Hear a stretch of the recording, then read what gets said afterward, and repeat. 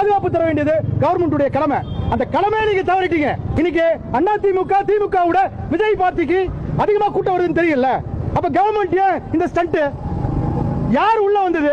1000 பேர் எக்ஸ்ட்ரா வந்து தள்ளுமுள்ளு பண்ணி கத்தி எடுத்து வெட்டி செருப்பு எடுத்து அடிச்சு செருப்பை நீங்க ரவுண்ட் பண்ணி விஷுவல் பண்றீங்கல்ல, செருப்பு வந்து விழுதுட்டு.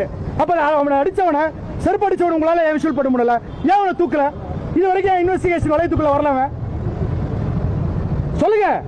சொல்ல முடியாது. ஏன்னா அது நம்ம தானே செஞ்சோம். அப்புறம் எப்படி சொல்ல முடியும்? காழ்ப்புணர்ச்சி, அரசியல் காழ்ப்புணர்ச்சி. உன் அரசியல் காழ்ப்புணர்ச்சி ஸ்டேஜ்ல பேசு. இதே 1977 புரட்சி தலைவர் எம்ஜிஆர் அவர்கள் வரும்பொழுது லட்டி சார்ஜ் பண்ணீங்க. நீ லட்டி சார்ஜ் பண்ணீங்க. அதே தான் இன்னைக்கு விஜய்க்கு நடக்குது. ஏன் நீங்க உங்க பாலிடிக்ஸ் பண்ணுங்க. போய் பனையூர்ல போய் சண்டை போடுங்க, ஸ்டேஜ் போட்டு சண்டை போடுங்க. மக்கள்கிட்ட எங்க காட்டுறீங்க? தமிழக மக்கள்கிட்ட எங்க காட்டுறீங்க? அந்த செந்தில் பாலாஜின்ற ஒரு முன்னாள் மந்திரி அதாவது பாட்டில் ஒரு பேரை போட்டு ஹாஸ்பிட்டல் ஸ்டண்ட் காட்டுறாரு. என்னங்க இது?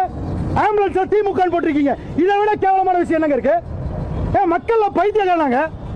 தமிழக மக்கள் பைத்தியக்காரனா? என்ன நினைக்கிறீங்க? இன்னைக்கு சிஎம் போறா 2000 பேர் போலீஸ் வரீங்களா? 2000 பேர் சும்மா வெட்டியா வந்து நிக்கிறீங்களா? நீங்க அந்த இடத்துல போய் பாதுகாப்பு கொடுக்கல.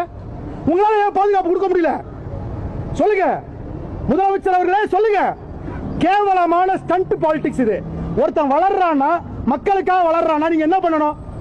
பொலிட்டிக்கலா ஜெயிக்க பார்க்கணும். ஒரு 6 மாசம் டைம் இருக்குல்ல, நிறைய நலத்திட்டம் பண்ணுங்க, மக்களை கவர் பண்ணுங்க, அப்படி ஓட்டு வாங்குங்க. ஒருத்தன் அழிச்சு நான் மேல வருவேன் கேவலமான பாலிடிக்ஸ் சார். அதாவது நான் ஒரு கொலை பண்றேன், என்கிட்ட விசாரணை வந்தா நான் கரெக்டா பாப்பனா சார்? 1 man கமிஷன் எதுக்கு சார்?